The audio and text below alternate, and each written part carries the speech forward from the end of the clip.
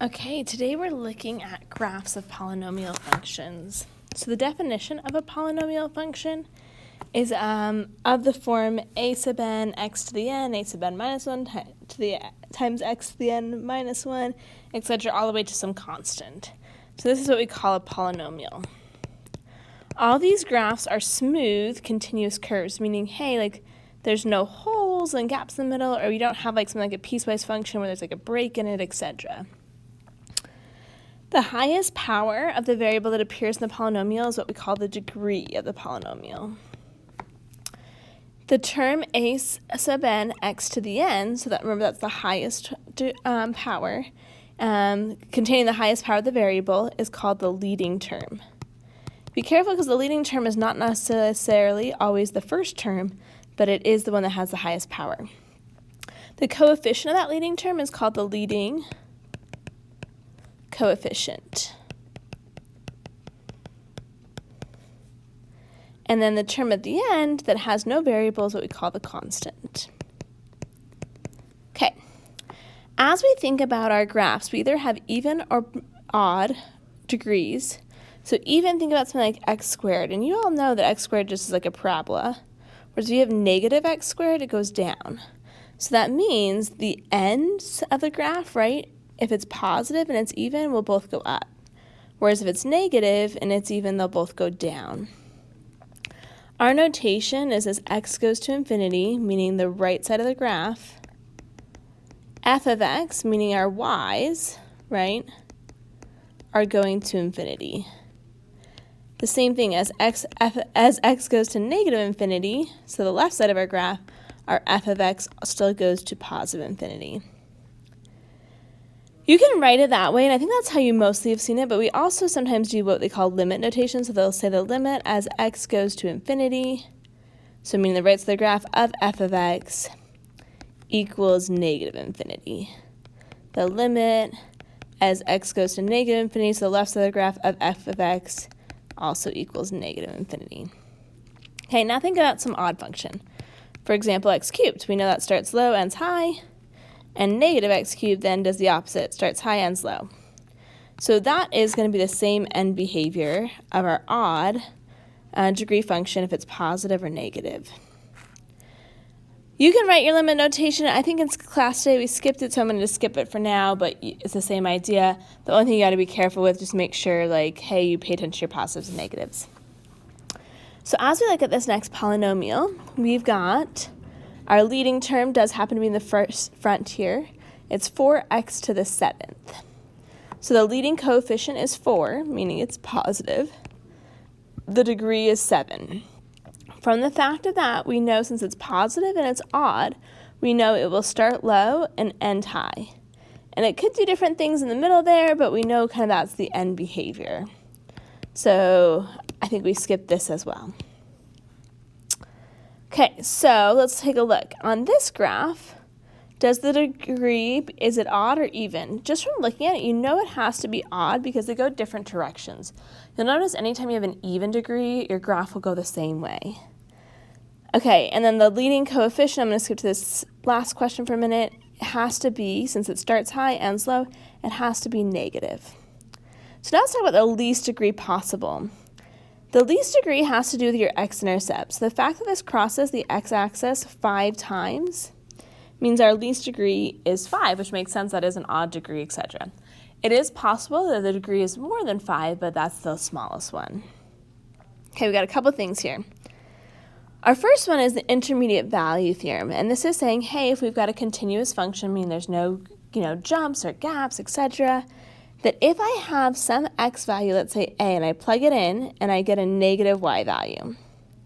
And then I have some x value that's bigger than a, called b, and I plug it in, and I get a positive y value. It means there has to be at least 1 0 between those two numbers, right? So it goes from negative to positive, we know it's got to cross that x-axis. Okay, the fundamental theorem of algebra says that every polynomial function degree greater than or equal to 1 has exactly n zeros, including multiplicities. So if we've got a leading term of x to the 8th, then there's 8 roots, and they could include complex roots. or something like this, x third minus 2x squared plus x minus 2, when you got x to the third, it's got to have 3 solutions. So remember, some of these solutions could be repeated, or you could have imaginary ones that aren't as obvious. So if m is even, then the graph of f of x touches and rebounds from the x-axis. So that means, hey, if we've got a 0 right here, it's going to go something like that, or it could be going from the down and then coming up. Whereas if it's odd, it will cross at the x-axis. So it could come down and then go up, or it could come up and then down, but it's got to go through at that point. Okay, we skipped this. This question was about the intermediate value theorem, and you just don't see that often, so for time's sake, don't worry about it. But we do want to look at this graph. So the first thing we want to look at is the x-intercept, so that's the zeros. So x minus 2 means that you have got an x-intercept of 2. X plus 1 means you've got an x-intercept of negative 1. Think about setting that equation equal to 0. Multiplicities have to do with the degree here. So since this has an exponent of 2, it has a multiplicity of 2. If there's no exponent here, you could add a 1, which means this is a multiplicity of 1. The important part about that is that, hey, when you've got a multiplicity of 2, we said, hey, it touches there. And a multiplicity of 1, we said, hey, it crosses. So we know on our graph what that will look like with those x-intercepts. Anytime that you're trying to find the y-intercept, you want to let x be 0. So if we plug 0 in for x and evaluate, we get negative 2 times 4 times 1, so we get an y-intercept of negative 8.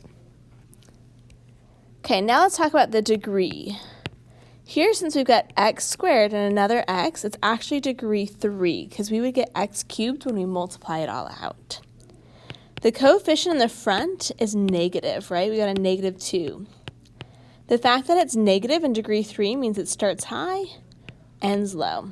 I didn't make us check it on a number line this time.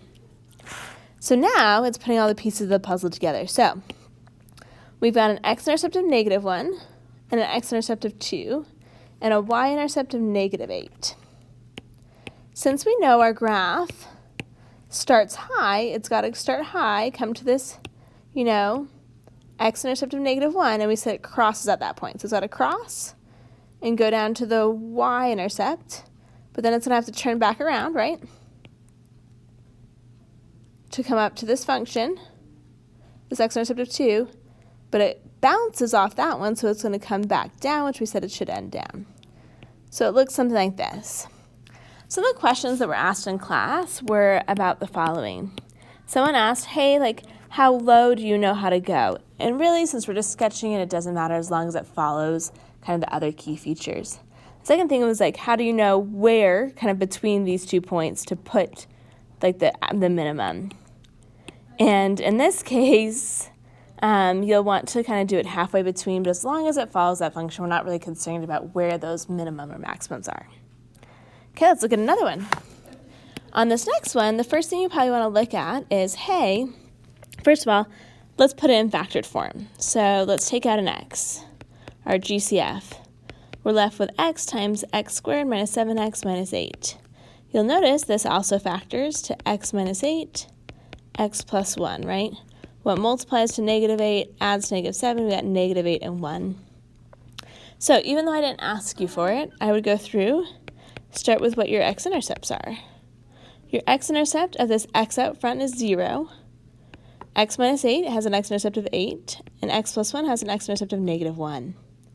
I would always go through and identify the multiplicity just so we know if it crosses or touches. So multiplicity looks like of 1 for each of these, right?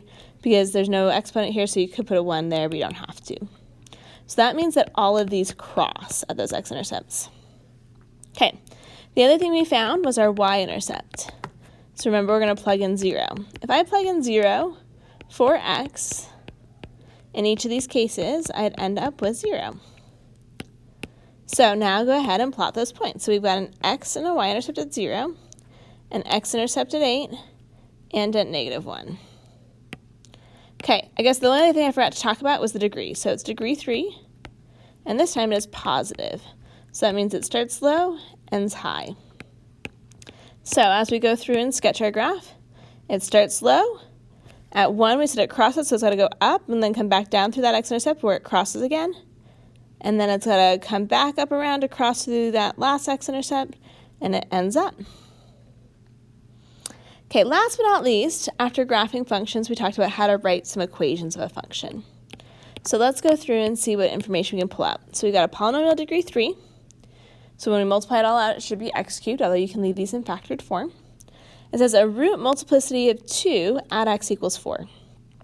So if x equals 4, that really means your factor is x minus 4. Multiplicity of 2 means that it is squared. When you've got a multiplicity of 1 at x equals negative 3, that really means our factor is x plus 3, and you could put an exponent of 1, but you do not have to. The only other thing they give us is that this y-intercept is negative 12. So that's the part that, hey, if I plug in 0 right now, my equation doesn't give me out negative 12. I think it gives me 16 times 3, so it gives me out 48. So that doesn't work. But if I think about adding some coefficient out front, if that coefficient is right, I should get out the correct y-intercept. So here, I'm going to plug in negative 12 for y.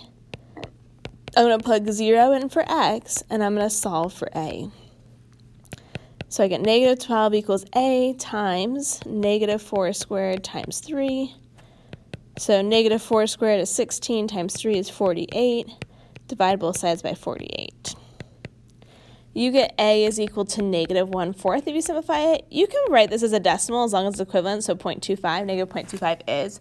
But something like 0.3, be careful not to write that as a decimal because that is definitely rounded. So last but not least, you're going to write the equation. So g of x does equal, let's plug in our a, negative 1/4, x minus 4 squared, x plus 3. Okay, then we did one more example. We did this last example. So even though in the picture, like I didn't give you the words, we're going to go through, we're going to identify some things. So x equals negative 3, and this is got to be an even multiplicity because it bounces, so like multiplicity 2. So that means in my equation, I should have like an x plus 3, and it should be squared. Okay, this next one at 1, right, x equals 1 is a 0. This one should be an odd multiplicity. Okay, you're going to be tempted just to call it 1 because we're not really quite sure. But you notice how it's kind of like flatter around that?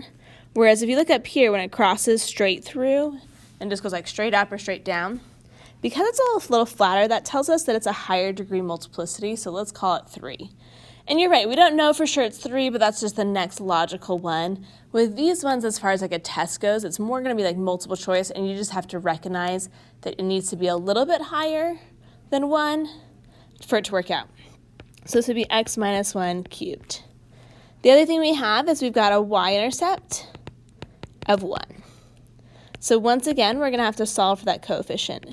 If I plug 1 in for y, and I solve for a, I end up with 1 equals a times 9 times negative 1, so 1 equals a times negative 9, so a equals negative 1/9.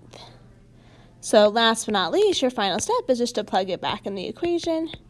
Y equals negative 1/9, x plus 3 squared, x minus 1 cubed. All right, you're all set. Good luck with the homework.